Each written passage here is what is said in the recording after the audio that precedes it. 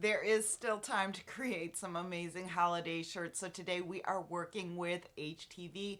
We are looking at 5 different tips to make your projects go more smoothly. Hi, I'm Brenda Lambert. I'm a TJC licensed instructor for Silhouette. You've found your way to Silhouette Success. I do hope you're planning on joining our little community. We would absolutely love to have you. Now, again, we are working with HTV today, and I'm going to bring you some tips and tricks to get through the entire process without hassle. And we are going to jump into Silhouette Studio in just a minute, but before we do that, I want to bring you the first tip right away. That is to take your shirt, your hoodie, whatever you're working with, and throw it in the washing machine. You want to get rid of all of the extra chemicals from the factory, and you want to get rid of any of the lint and dust from it sitting around, but you also want to make sure that you do not put fabric softener in the washing machine. You want to wash it with detergent, no fabric softener, no dryer sheet. When you've finished with that, it will be ready to press and it will give you better results. I know it is tempting to skip this part because as crafters, we just want to make the thing, but we want to make it properly. We want to make sure it lasts. So go throw that in the washing machine, come back and finish this video. Now we can move over to Silhouette Studio and get started there. I have already brought my design in. I am just doing a pre-made design today. It's going to make it so much easier. This comes from Creative Fabrica, and I will put a link in the description in case you want to make your own. I absolutely love this design. We're looking at Big Nick Energy Santa Claus with a big old bubble here. It's just super fun all the way around. When working with HTV, and this is tip number 2, you want to right click on your design and flip it horizontally on your design mat. When you're working with HTV, you do need to cut your design out mirrored, and you can do this in the send panel. However, there's been a known glitch in the system for forever. I don't know if they ever fixed it. I just got in the habit of mirroring the image before I went to the send page. But mirror it on the design page because sometimes there is an issue with mirroring it in the send panel. I'm going to go over to the standard cut page. I do not need to be guided through this. If you need a little bit of help, you want to stick on the guided tab. You can see that my Cameo 5 is selected here, and I've not loaded my mat yet, but we're going to go ahead and adjust our settings. You can see that I have it set to heat transfer smooth, and we are going to keep that set in place. I have a sheet here that tells me I need to set my auto blade to 1, my force to 8, speed of 5 with 2 passes. I always bump my blade up by 1, so I'm going to leave it at a 2 for this. I'm going to set the passes to 2, bring the force up to 8, and bring the speed down to 5. These are the settings that are recommended by the brand of heat transfer vinyl that I'm using, and this is actually a puff vinyl. It's from Tint Nut, and I will link this in the description below as well. I've used it before and I really do like the way it turns out. But this brings me to tip number 3, and that's to actually keep track of what HTV you're using if you can. Now, I personally have 2 bins full of heat transfer vinyl, and I have no idea where they came from. I have a general idea just from using it over time, which vinyl is which brand and what I need to cut it at, but I could have saved myself a lot of time and energy and grief if I had just labeled them once I took them out of the package. So if you are not labeling your vinyl, you should start doing that to save yourself a little bit of brain work.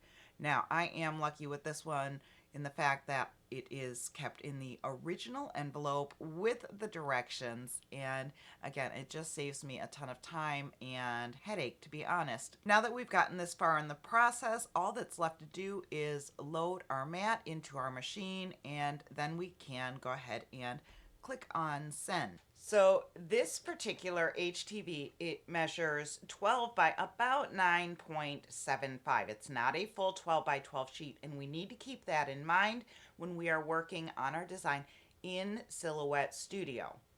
So I have my design sized properly. It's not going to cut off the edge over here. We're good to go with that. And this is tip number 4, I do believe. You want to flip the HTV over. You have your very shiny side. This is the carrier sheet. We don't want to cut through this. We want to cut on the back side. And sometimes this is a bit of a different color. It's not shiny, it's matte. This is the actual adhesive.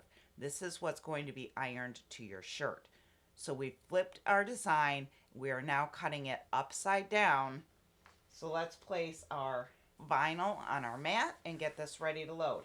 Now, another thing with heat transfer vinyl, since we're putting that carrier sheet down on our mat, sometimes it doesn't like to stick very well.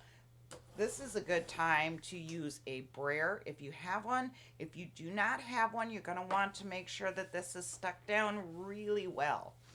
If you have done everything you can to stick the HTV to the mat and the corners are still lifting up a bit, you can go in with some masking tape and tape down the edges. Just make sure that the tape is not going to interfere with your actual cut. Now my design does not go all the way to the bottom, so I'm just going to go ahead and stick this right across here. It could have been a little bit larger.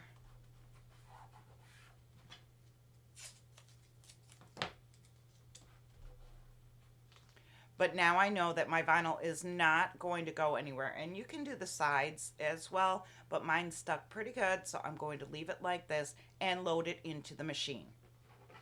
Let's go back to the software for just a quick minute. The Cameo 5 is now ready. It no longer says to load our material. We can head down to send, and this warning is going to pop up. Heat transfer designs often need to be mirrored. Do you wish to send the design mirrored or send it as it is displayed on the screen? Now remember, we mirrored it in the design page, so we're going to choose send as is. If we chose send mirrored, it would actually flip it again, which would mean it would be cut the right way instead of mirrored. So let's choose send as is, and then this screen is going to pop up. It says Cameo 5 is ready. It says to load the Cameo 5 with heat transfer smooth on the Cameo mat. We've already done that. And it says to load the auto blade into tool holder 1. We have already done that. So we can come down here and click on the send button again.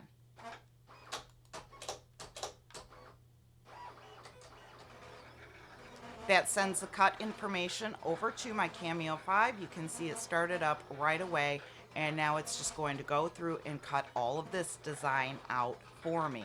Once this design has finished cutting, and it might take a few minutes, but once this design is finished cutting, I'm going to do a test on the material before I unload the machine. That way, if it did not cut all the way through, I can adjust the settings in the software and then run it through the machine again. As long as I don't eject the mat from the machine, it's going to cut in the same exact spot, and it's another chance at getting this right. So always check your cuts before you unload your material. Okay, the cut has finished. Let's check the cut. You want to grab a weeding tool, either a hook or a pair of pointed tweezers like I have, and just find one of the cut lines. They may be a little bit hard to see. Just poke your tool in there and try to lift up one of the edges that you are going to weed away. Now this is peeling up nicely. I'm going to go ahead and eject the mat.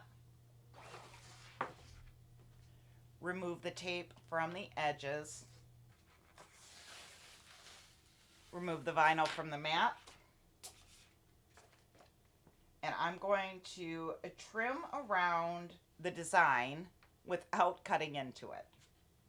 That's going to make weeding the design a lot easier because you're not going to have a lot of extra material to get rid of. If the scraps are big enough, you can also use them on other projects. Let's go ahead and lift up the corner here and get this weeded out. Now this is somewhat of an intricate design. It's not the most intricate I've ever done, but there are details to it, and you need to take more time with designs like this. A lot of these videos, people speed up this process because nobody wants to watch somebody weed an entire project out. But just keep in mind, it is okay to take your time. It's better to spend a little bit more time on weeding than to mess up the entire project and have to recut it.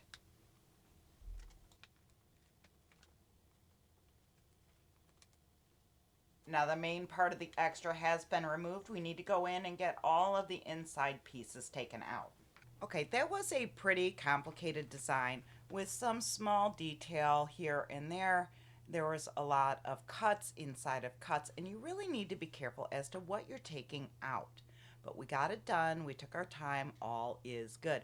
We're ready to move on to the next step. So I am going to move the Cameo 5 and bring in my heat press. Now while we're waiting for the heat press to warm up, I want to go over just another tip here. If you are using some heat transfer vinyl and you are not sure of the brand or the instructions that came with it, you can set your heat press to 315 degrees and press for 12 seconds, and typically that is pretty universal. A lot of heat transfer vinyls come with a range of temperatures where they will work, and that is so that you can press them on a variety of different materials as well. But I have found by using many different brands, many different styles of heat transfer, that most of them will press well at 315 degrees for 12 seconds. So if you're unsure, go ahead and start with that. Now I do have my press preheating. I'm going to move the design out of the way for just a few minutes till we're ready for it. My heat press is old. It's well used, it's well loved, it's still kicking. I am waiting for the silhouette crochet to come out. I cannot wait. However, for right now, this is working. This is what we're using, but the pressing mat that came with it does have a few spots on it from use, and the platen is not the cleanest either. So I like to use pieces of craft paper both on the foam pressing pad and on top of whatever I'm pressing. So I have the heat press itself, the pad, craft paper. I'm going to put my shirt on here, and then I'm going to put another layer of craft paper and then press. I am going to start with a pre-press on my shirt just to make sure that all of the moisture is out of the material before we start. Now I have laid my hoodie down on my press. I have the seam for the pocket past this edge, so that seam is not going to be in the way. And I placed the hood and all of the strings to the back over that edge of the platen, so that's not going to be in the way either. We've got a nice smooth surface to work with here, and we are ready to do the pre-press to get the moisture out. Your heat press does not have to be all the way to 315 degrees at this point. You just want your press warm enough to get that moisture heated up and out of the fabric. That's going to ensure a better press of your fabric. And I usually let this go for, I don't know, 10, 20 seconds or so. And then I slide that to the side. You want to take the paper up off of your shirt or whatever you're pressing and give that a few minutes to just dry out nicely. As I hover my hand over it, I'm not really touching it. It is very hot, but as I hover my hand, I can feel the steam coming up off of that, and you want this completely dry and clean before you press. Now, as far as design placement, you can fold your design right in half. Just line up the edges, make a crease at the top and a crease at the bottom, and that's going to give you a good idea of where the center of your design is. Find the center of your hoodie or your shirt. Make sure it's all lined up nicely. And I always like to take a step back and just eyeball it and make sure that it's going to look right. If you lift up the edge of the hood and look at the line of the pocket, You can line everything up pretty good on these hoodies. It's just a couple of extra clues that you can use to get your design just right. Once you are sure that it is set in place, you want to double check that the hood is tucked back in. None of the seams are going to interfere with the pressure of your press. Now we can set our paper back on top so that if there's anything on the heating element, it's not going to transfer to our shirt. Pull down the lever, set our timer.